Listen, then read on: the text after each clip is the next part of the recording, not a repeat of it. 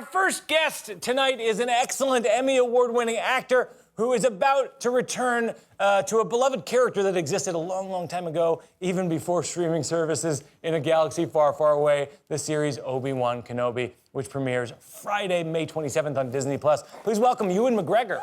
Hey. Oh, my gosh, holy cow. Ewan. How are you doing? Oh, wait, if you saw the reception here, you'd be very happy. Somebody's got one of my lightsabers out there. I know, you saw that. You saw that, yeah. No, somebody brought a lightsaber in here, and it feels very dangerous. Yeah. Though fictional. You can't just have them willy-nilly in crowded spaces in case they go off. You have to be... Apparently this person thinks you can. Apparently this person very is. I'm such a fan of yours from Train Spotting and Beginners and Moulin Rouge and, huge.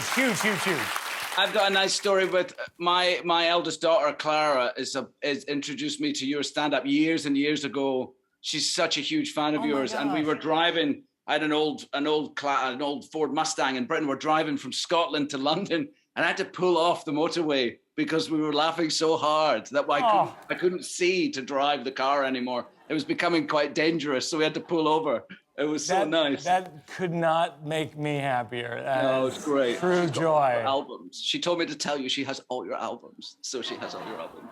Oh my gosh, that makes me so happy. And you travel a lot. Like, I like your motorcycle documentaries too. Like that's like part of your what you get excited about. Part of my I love it. I love travel in general. I love traveling by motorcycle, and I've done these big trips with my mate Charlie, and we've just been all over not all over the world. There's still lots of it to discover, but we've had an amazing experience. We've made documentaries about it. People like them, and so it's nice. Yeah, it's good. That's amazing. How are you, man? You just got off a plane on Monday thinking you were going to be a guest, and now you're hosting a show? Ewan, we could talk about this offline, but this has been a strange week. Look, you're doing really well, man. You're just doing great. Well done. Thanks. I can't tell you how strange it is. But I'm a massive fan of yours, and so with like the Star Wars universe, I mean, people obviously someone has a lightsaber in the audience here, and people are obsessive. Do your fans probably know sometimes more than you do about the movies? Yeah. Guillermo knows how to pronounce my character's name better than I do. Yeah. Obi-Wan Kenobi. That's it. Yes, I often come unstuck with fans when they start talking about planets, and I'm not as up to speed on everything as I should. I should probably get one of those Star Wars manuals, that tells you everything. But luckily on this series, we had Deborah Chow, who was our amazing director, and she really knows across all because now Star Wars has become, it's the movies, but it's also TV shows, it's computer games, it's novels, it's cartoon books, comics, and all of the storylines have to sort of match up. You can't have some fact in the video game that doesn't match up to the movie. So I would be totally at sea there, but she was amazing at knowing all of that stuff and guiding the writers as well with that. And do you watch yourselves in the Star Wars movies? I watched all of them to prepare for this, because the last one I did was, we shot the episode 3 in Sydney, Australia in 2003, I think. So it's been quite some time, almost 20 years. And so, but when I knew that we were going to do this and we started getting ready to do it, I did watch all of them. I didn't do them in one go. Yeah. By the way, some people do. They do. I know. We got one of those guys right here. But I watched them all, and it was really interesting to go back to the first one with Liam and Ahmed Best, and there was such a huge thing to happen. I mean, in my life, it was a bit like your week now. Becoming Obi-Wan Kenobi was a bit like you hosting Jimmy Kimmel overnight. So, I mean, we don't have to make comparisons, Ewan.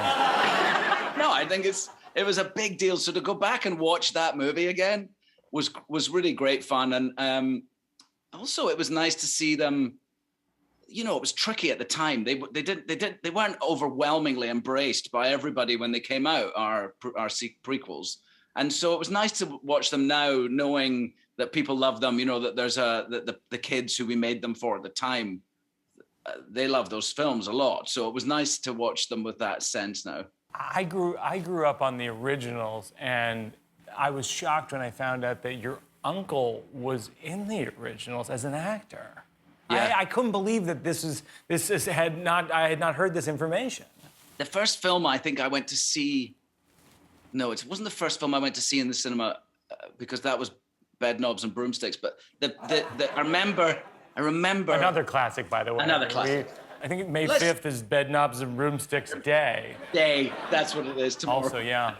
But I remember standing outside the school. I was 5 or 6, and I was standing outside the school with my brother, and my mum and dad picked us up, and they were taking us to the big city to watch a movie that my uncle Dennis was in. And so we went, and we were so excited to go and see, you know, your uncle in a movie. It was so exciting. And then we sat down there, and it was Star Wars. It just sort of blew our minds away, you know. Amazing. So he played a character called Wedge Antilles, and he survives all 3 of the original Star Wars movies. There he is, Wedge. Look at the size of that thing, he says as he comes in. That's my Uncle Dennis. And he's doing a musical in Great Britain at the moment. He's touring around, and they're going to be in the Barbican. Anything goes. He's doing it. No kidding. So he's a real song and dance man, my Uncle Dennis, and he's always been my acting hero. And if I've ever got like stuck at work, he's the only person I'd ever phone and ask, you know, get acting advice from. And I'm very like him. Like I see bits of him in my work all the time. I call him actually from set sometimes, and I go, Dan, I totally did you again today, you know. After about 10 years or 15 years of doing this, he called me one day and he went, Ewan. I went, what? He said, did you today? Oh my God, that's unbelievable. I was told you received something special today. Yes. I got sent over my, I really did only just see this about an hour ago, my doll. Oh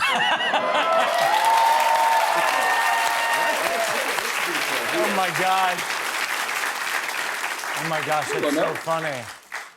I don't know. I think that, I don't know if it's just me, like they scan you, you know, they have these machines that like, they read your body, and your every data point in your being is recorded, and then still it somehow doesn't quite look like you. You know what I mean? And then still. It's not quite right. I look like great. I look like Richard Chamberlain in my first one from episode 1. I was dead like Richard Chamberlain. I was like, maybe they had an old scan of his that they just used for me. More with Ewan McGregor after this. Welcome back. Ewan McGregor is with us.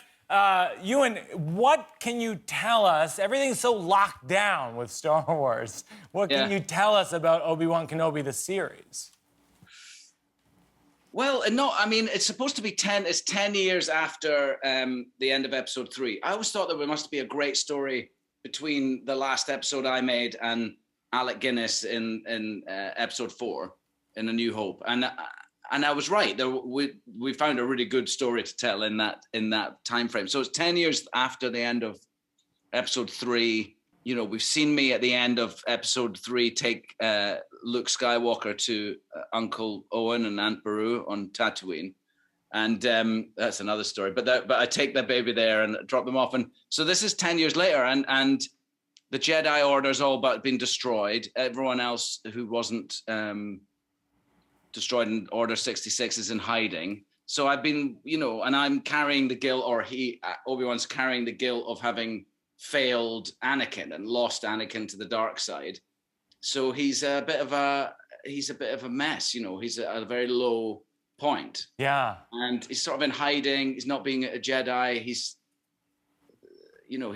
pretty bleak-minded. And then something happens, and he has to decide to help someone do something or not.